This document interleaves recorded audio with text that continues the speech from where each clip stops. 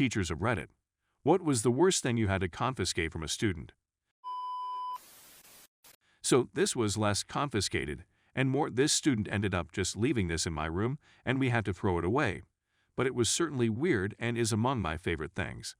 I have a student this year who has brought some interesting things in. He's in 7th grade, and this is usually beyond the age students play, show, and tell to begin with. Things included a Russian nesting doll of household items, lunchboxes, crayon bags, a plastic egg, and many things in between. 8 or 9 total, leading to a paper with Joe Biden written on it, and a jar of other people's hair. He was asking his teachers to add to it. This somehow beats both. Over the course of what feels like a week, this student had been collecting cherry tomatoes at lunch and saving them. Eventually, he had a handful of them. He named each one. He drew a face of each. He had created a family of tomatoes. He even began dressing them in tape. Created safety seats. Only the children tomatoes, though. He even had a French fry boat for a vehicle to carry his tomato family to each class. Eventually, he left it in our class over weekend, and the tomatoes went bad. We had to toss them. He asked us not to call TPS on him, Tomato Protective Services. I love this kid. Over the course of years, bottle of vodka hidden in the girls' bathroom by 7th graders. How do you know where to look? Everyone who came back from the bathroom was drunk, so you're not as sneaky as you think. Baked my mom gave it to me for allergies. So I'll just give it back to her then. Wide eyes. No exclamation, student banging the primers of 23006 shells together in class. Grab exclamation, I just wanted to see if they would go off. My dad was an arson investigator back in the day when kids playing with matches was one of the most common causes of house fires. When he knew that was the cause, his nearly fool will say no. But he asked, what kind of matches were you playing with? Was it the kind that comes in a book, or the kind that are like long sticks? And they would cough it up almost every time. Oh, it was the kind that came in a book. Not necessarily the craziest thing to confiscate, but the effect that confiscating the item had on the student was pretty upsetting. For background, I am an elementary special education teacher for students with emotional disabilities and intense behaviors. These students have behaviors that range from yelling, throwing things, and leaving the classroom to students who have attempted suicide and students who have assaulted their peers or the school staff. I'd even had a student go for a cop's gun one time. The student in question was in 1st grade at the time and fairly low-key compared to some of the other kids I had. This student and I had a good relationship as I was one of the only male staff in the building. He lacked a reliable male figure in his life, and for the majority of his kindergarten year, I was the primary teacher working with him. One day my student had asked to use the restroom, and for most of my students, our staff will escort them to and from the restroom, so I went with him. Now it's been several years, so the details are fuzzy, but somehow it was brought to my attention that there was burnt toilet paper in the boys' restroom. I can't remember if my student or another student told me, but I want to say it was my own student. This sets off some alarms in my head, so I contact my admin team so they're aware. As we're going forward with our day, I notice that my student is fidgety and messing with something in their jacket pocket. So I ask them if I can check their pocket, and instead of saying yes, he pulls out a little big lighter and tells me that he found it and asks me to keep it a secret. Of course I can't just turn a blind eye, so I report it to my admin team and we sit down with the student to talk about safety. We'd explained how playing with lighters isn't safe and that he could hurt himself or others if he accidentally started a fire that got out of control. My student feels awful. He's apologizing and feeling remorseful. He admits to us that he had been messing around with lighters at home when his mom was sleeping. We contacted his mother to tell her what had happened and what he had told us, and her response was unfortunate. She was furious with us, told us there was no way that he had brought a lighter, and that it must have been planted by a peer, that we coerced a confession out of him, and that she was pulling him out of school immediately. Within a year, the family's house burned down, and my former student was severely burned in the fire.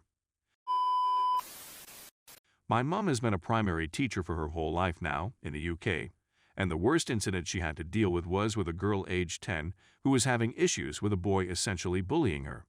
She told her dad, and her dad's solution was to give her a sawn-off shotgun to intimidate the boy. No one knew it was unloaded, but the hell it raised when a 10-year-old schoolgirl brings out a shotgun certainly put the boy off from ever coming near her again. Not a teacher, but I'm half deaf and my music teacher took my hearing aid and refused to accept that it wasn't an earbud.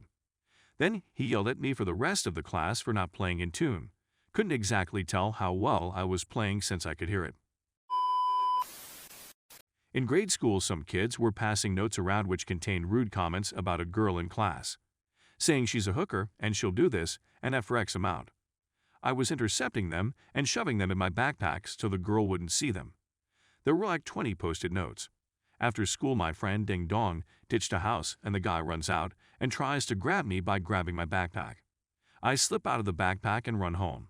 I told my mom and she called the police. When the cop returned with my backpack, he said there wasn't anything in it besides these hooker notes. My parents didn't believe me about the notes or the fact that I didn't Ding Dong ditch the guy. I once did that too. My primary school girlfriend got kissed by a dude from her class, and I was super mad because he was stronger than me and I couldn't just get back at him with the same thing. The next day, I hear animals fighting on my way to school, and moments later, a squirrel falls dead from a tree. I have no idea what killed it, but it didn't look wounded. So I threw out my lunch and put it in the now empty bag. The kid who kissed my girlfriend was, and still is, a notorious liar. So when they found it in his bag, nobody believed it wasn't him, and he couldn't say anything to prove it wasn't. He wasn't even able to say that it wasn't even his bag where the squirrel was in, because he was known for stealing other kids' lunch. I guess it was my perfect crime. My mom always told a story about my brother bringing a signed picture of Richard Petty to his class and telling everyone he was his dad. 2nd grade maybe, but that everyone forgot because the next kid pulled out an antique gun. When I was in 5th grade, there was an active market in live bees. Some kids figured out that the weight of the average 5th grader briefly stepping on a bee in the grass would stun it for about a minute without actually killing it. They started going out in teams to scout bees on the field, stun them, and carefully scoot them into plastic sandwich bags. They'd then sell them to other students who released them in classrooms to waste class time and scare people. You could get honeybees for 25 cents apiece. Bumblebees and yellow jackets cost more. Teachers and school admins started cracking down on this. Teachers literally confiscated live bees in plastic bags from students when found, and they eventually had to start having someone watch the field to catch students in the act. At it, a lot of people saying they had something similar, and where was this? This was East Bay Area, Northern California. If that sounds like you, it was the elementary school that had the same name as the nearby community swimming pool, and the custodian named Fred, whom everyone thought was the best. This was spring of '05, though it may have happened other years too. Know a teacher, she and her 1st or 2nd grade class, can't remember which, were on lunch.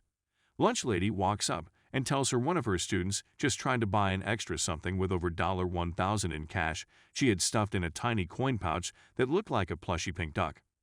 Teacher called the girl's house, and the mom was 9.8 into a full-blown 10/10 panic after looking for it all morning.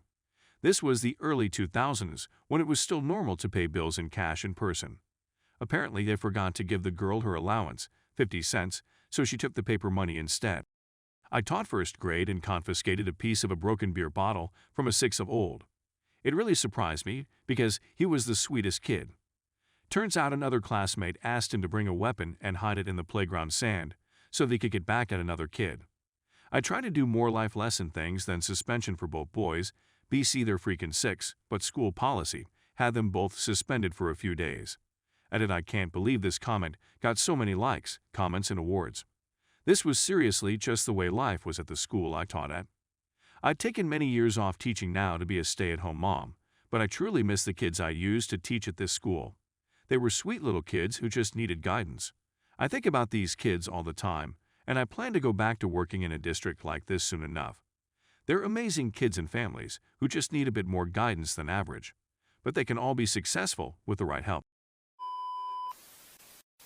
In 3rd grade, I once had my entire deck of only holographic Yu-Gi-Oh cards confiscated from me for playing with them during break time too much with friends.